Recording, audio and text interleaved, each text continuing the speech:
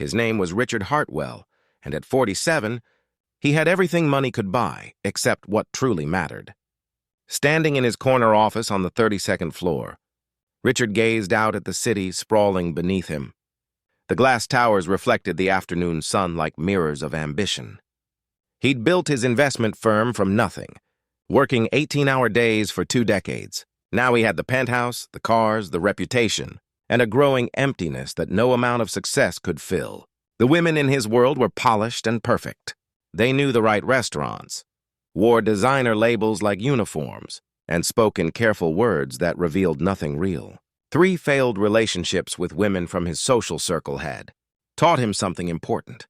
Wealth attracts many things, but genuine connection isn't one of them. "Mr. Hartwell?" His assistant's voice crackled through the intercom. "The window cleaning crew is here for the quarterly service." Richard barely registered the comment.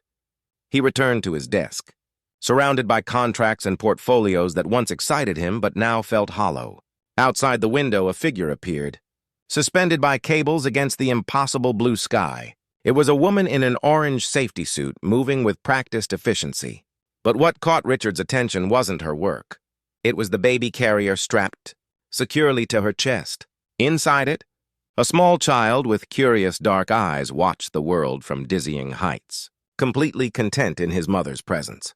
Richard stood slowly, drawn to the window. The woman was in her early 30s, with warm brown skin and her hair pulled back in a practical braid.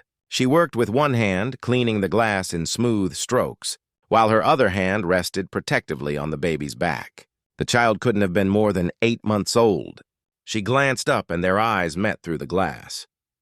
For a moment, Richard saw something he hadn't seen in years, a person fully present in their life, doing what needed doing, loving without reservation. No pretense, no performance. She smiled just slightly, then continued working. Richard couldn't shake that image from his mind. Over the next week, he found himself thinking about that window cleaner at odd moments. During board meetings, while reviewing quarterly reports, in the silence of his too-large apartment.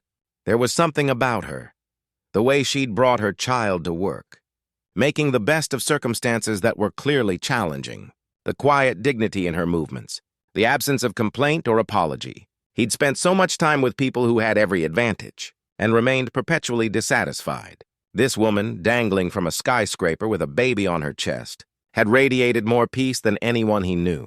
3 months passed before the cleaning crew returned. This time, Richard made sure he was standing by the window when she arrived. Same orange suit, same protective harness, same beautiful child, now bigger, more alert. He watched her work for several minutes before doing something. Impulsive, something the old Richard would have found undignified. He wrote on a piece of paper in large letters, "Coffee break?" Then he held it against the glass. She read it, surprised. Then she smiled, a real smile that reached her eyes, and nodded.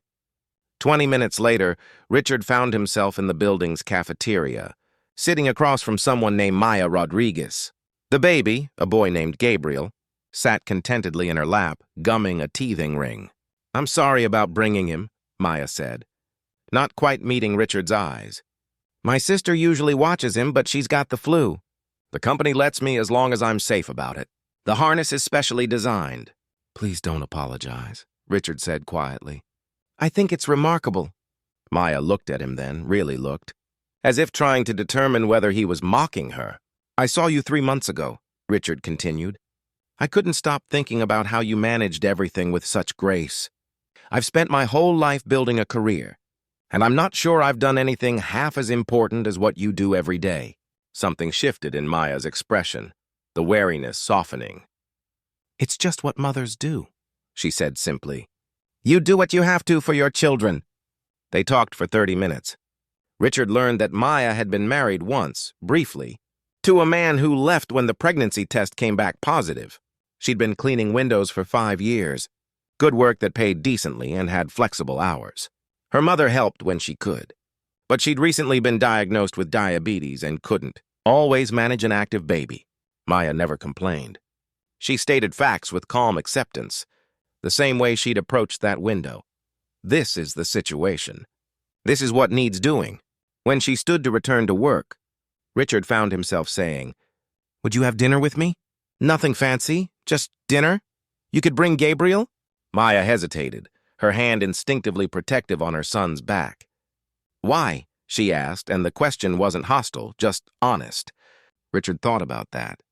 "Because talking to you for 30 minutes has been more real than anything I've experienced in months, and I'd like to know you better." "I'm not one of those women you know," Maya said carefully. "I shop at discount stores. I live in a one-bedroom apartment with my son. My idea of a good night is when he sleeps through till morning." "Good," Richard said. "Those women you're talking about? I'm tired of pretending with them." Their first dinner was at a neighborhood restaurant Maya chose. Nothing impressive, just honest food and friendly service. Gabriel sat in a high chair, delightedly mashing banana slices. Richard felt lighter than he had in years. Maya talked about her childhood in Texas, her parents who'd immigrated from Mexico, the values they'd instilled about hard work and family. She asked Richard about his life, and for the first time, he found himself speaking honestly about the loneliness of success, the relationships that looked perfect from outside but felt empty within. "Money doesn't make you happy," Maya said, wiping banana from Gabriel's cheeks. "But not having it makes everything harder. The trick is finding meaning that goes deeper than your bank account." It wasn't a revolutionary insight, but hearing it from someone who'd lived that truth made it real in a way that countless self-help books hadn't. They began seeing each other regularly. Richard kept it simple: dinners, walks in the park with Gabriel in his stroller, movie nights at Maya's small apartment where Gabriel would fall asleep between them. Richard's friends noticed the change immediately. At a charity gala, his colleague Thomas cornered him by the bar. "Who is she?" Thomas asked. "You've been different lately, calmer." Richard smiled. "Her name is Maya. She's a window cleaner, and she's raising a son on her own." Thomas's expression flickered between confusion and concern. "Richard, be careful. Women like that, they see a wealthy man as a solution to their problems." Richard felt something harden in his chest. "You don't know her." "I know the world," Thomas said. "Don't let yourself be used." But Richard knew better. Maya never asked for anything. When he offered to help with expenses, she politely declined. When he bought a gift for Gabriel, she accepted it with grace but made sure he understood she didn't expect such things. She wasn't there for what he could provide. She was there because she genuinely enjoyed his company, and that was more valuable than anything money could buy. 6 months into their relationship, Richard met Maya's mother, Elena. She lived in a modest house filled with family photos and the smell of home cooking. Her handshake was firm despite the slight tremor from her condition. "My daughter is strong," Elena said in slightly accented English. "But she is also careful with her heart. It broke once. She won't let it break again." "I understand," Richard said. "Do you?" Elena's dark eyes were sharp, kind, but assessing. "She doesn't need to be rescued. She needs to be respected. If you can't tell the difference, please walk away now." Richard thought about that carefully.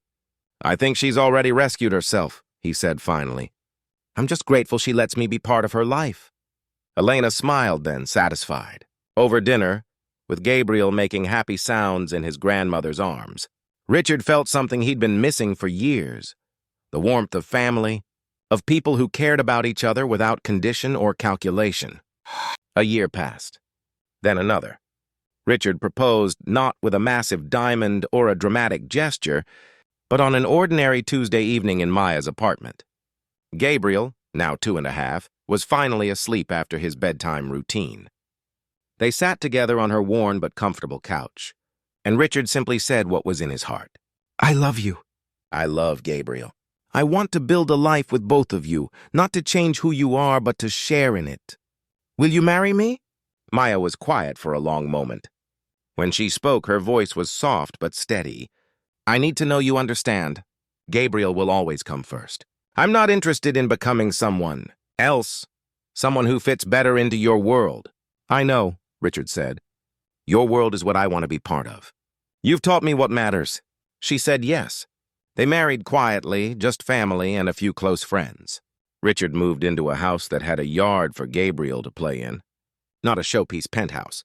He reduced his hours, delegating more, making space for what truly mattered. Maya continued her work for another year before deciding to start her own small business, a cleaning service that prioritized fair wages and working mothers.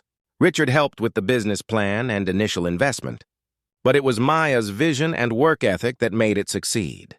Years passed in the best possible way, slowly, richly, filled with Gabriel's laughter and Maya's quiet strength. Richard learned to value ordinary moments. Breakfast together, helping with homework, family dinners where everyone shared their day. His old friends gradually fell away, unable to understand his choices. New friends appeared, people like Maya's family, whose wealth was measured in love and loyalty. On Gabriel's 8th birthday, standing in their backyard watching Maya help their son cut his cake, Richard felt a completeness he'd once thought impossible. Thomas approached him at a business conference months later. "You gave up so much," he said, shaking his head. "The penthouse, the lifestyle." Richard smiled. "I gave up nothing. I finally gained everything.